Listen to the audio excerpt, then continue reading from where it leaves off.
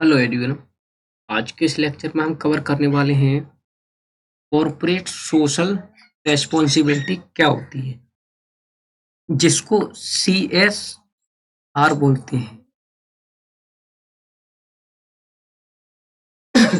Introduction पढ़ लेते हैं सबसे पहले इसका कि कॉर्पोरेट सोशल रेस्पॉन्सिबिलिटी, जिसको कि CSR बोलते हैं, refers to the belief that business have an obligation to society beyond their commitment to their stakeholder investor। यानी कि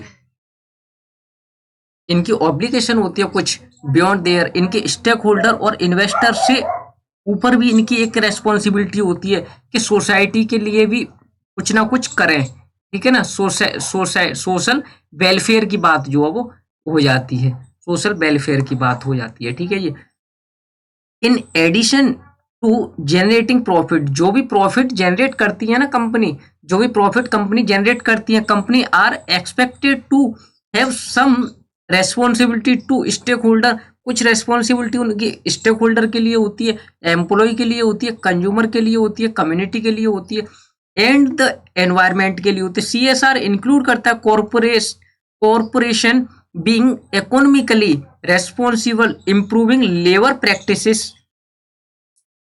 embarrassing फेयर ट्रेड करेंगे वो, कि मिटिगेट करेंगे एनवायरमेंटल डैमेजेस को कम करेंगे, giving back to the community and increase करेंगे एम्प्लॉय सेटिस्फेक्शन को, एम्प्लॉय के सेटिस्फेक्शन को भी इंक्रीज करेंगे वो। अगर हम ओवरव्यू की बात आ जाए ना, तो यहां से देखो क्लियर होगा आपको पॉइंट कि बेनिफिट क्या होते हैं। क्वेश्चन भी मोस्ट ऑफ यहीं से पूछे जाते हैं, इन्हीं टॉपिक से पूछे जाते हैं कि पॉजिटिव इम्पैक्ट हो उनका कम्युनिटी पे। जो भी कंपनी है ना, जो भी कंपनी काम कर रही है, जो भी वो अपना बिजनेस कर रही है ना, जो भी ऑर्गेनाइजेशन है, मान लीजिए वो कुछ भी वर्क कर रही है, कोई भी प्रोडक्ट बना रही है, सेल्स कर रही है, तो उसका जो इम्पैक्ट हो ना कम्युनिटी पे, जो समुदाय है, इस कम्युनिटी को क्या बोलते हैं? समुदाय बोलते हैं। जो भी समुदाय पे उसका इम्पैक्ट पड़े, वो क्या हो? पॉजिटिव इम्पैक्ट पड़ना चाहिए।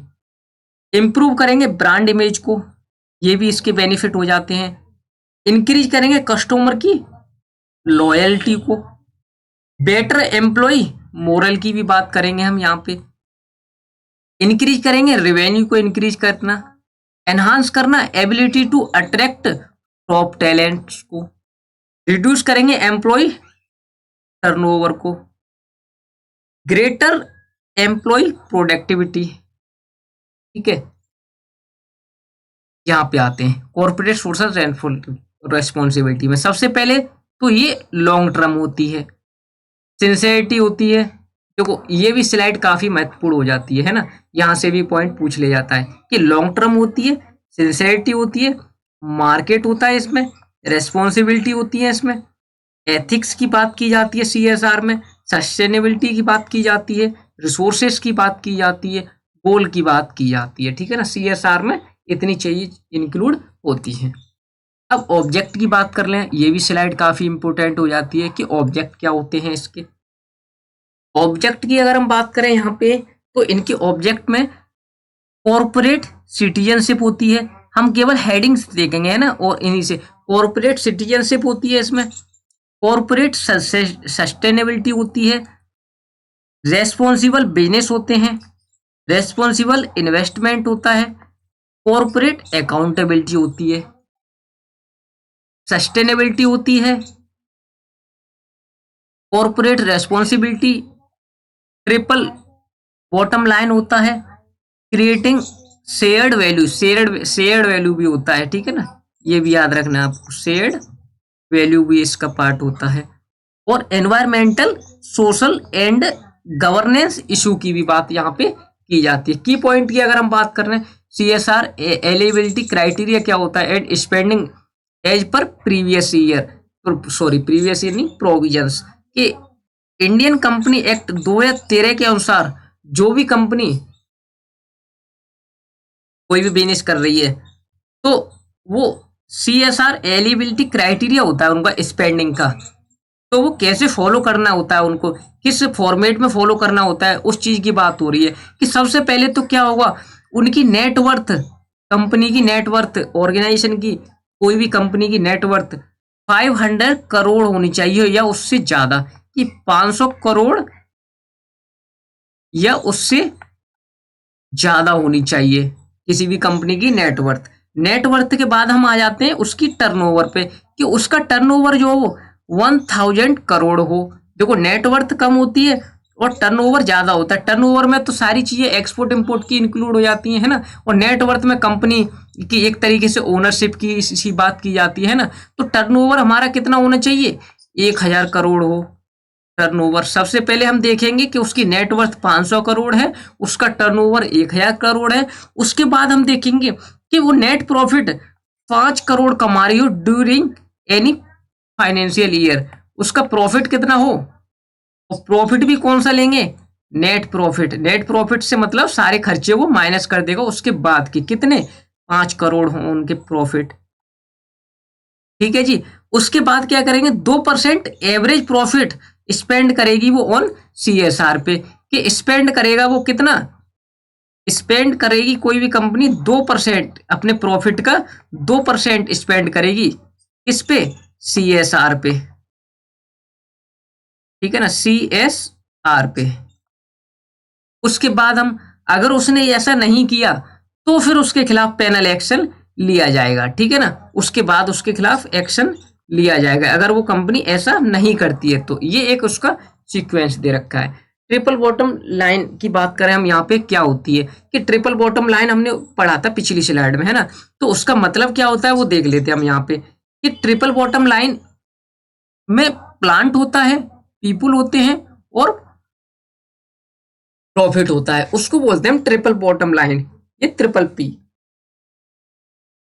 Is a theory that seeks to get the level of corporate social responsibility in business instead of single bottom line। Single bottom line नहीं, profit line with profit, profit भी है ना इसमें।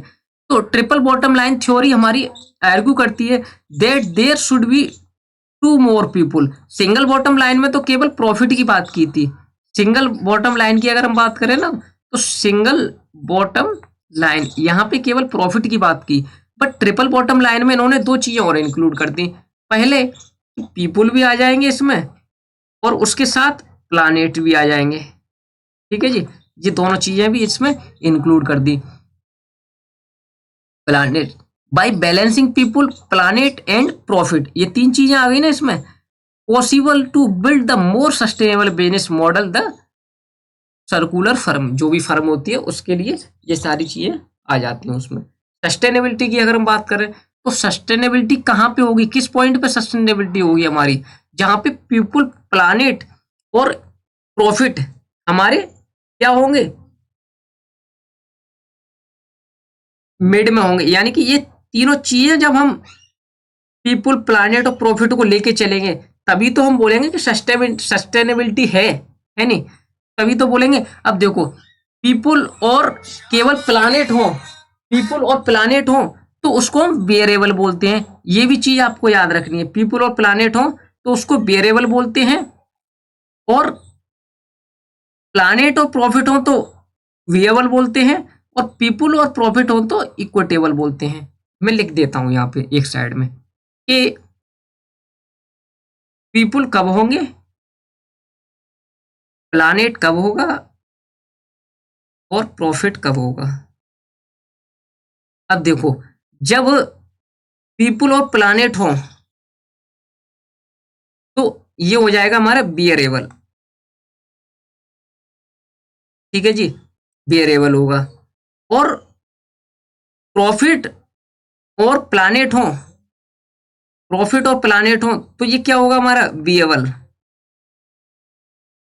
और एक कॉम्बिनेशन और बन सकता है, कौन सा वाला, कि पीपुल को जोड़ लो और प्रॉफिट को जोड़ लो, तो पीपल प्लस प्रॉफिट, ये क्या हो जाएंगे हमारे, इसको बोलेंगे हम इक्विटेबल। ठीक है जी, ये बात आपको याद रखनी होगी। अब ट्रिपल बॉटम लाइन में हमने ये पढ़ी ली है ना कि प्रॉफिट क्या होता है, प्लानेट होता है और एक पीपुल होते हैं। प्रॉफिट की बात करें, what the company running the business for, किसके लिए कंपनी किस लिए काम करती है, प्रॉफिट कमाने के लिए। पीपुल क्या होते हैं, area where the company is located, जहां पे कंपनी लोकेटेड होती है, जो लोग कंपनी के लिए एक तरीके से मान लीजिए आते हैं, कोई भी परचेज करना, कुछ भी करना हो। आई प्लानेट की बात कर ले हम तो foremost the objective after profit, profit के बाद का जो ऑब्जेक्टिव होता है ना कंपनी का, वो प्लानेट होता है। ये स्लाइड हमने पढ़ी ली थी ना, पीपुल में क्या आ जाएगा, social variables dealing with community, education, equity, social resources, health, well being and quality of life, ठीक है ना, क्वालिटी ऑफ लाइफ, ये हमारे पीपुल में आएंगे। अब अगर हम बात करें किसकी, प्रॉफिट की, तो economic variables dealing with the bottom line and cash follow, cash को फॉलो करेगी तभी तो प्रॉफिट कमाएगी। प्लानेट की बात करें, एनवायरमेंट से रिलेट होगा प्लानेट हमारा, environmental variables relating to natural resources, water and air quality, energy conservation and land use, ये सारी चीजें हो जाती हैं हमारी। तो आई होप CSR का कंसेप्ट आपको अच्छे से समझ में आया होगा। लेक्चर अच्छा लगा आपको तो लाइक कीजिए, चैनल को सब्सक्राइब कीजिए। Thank you so much.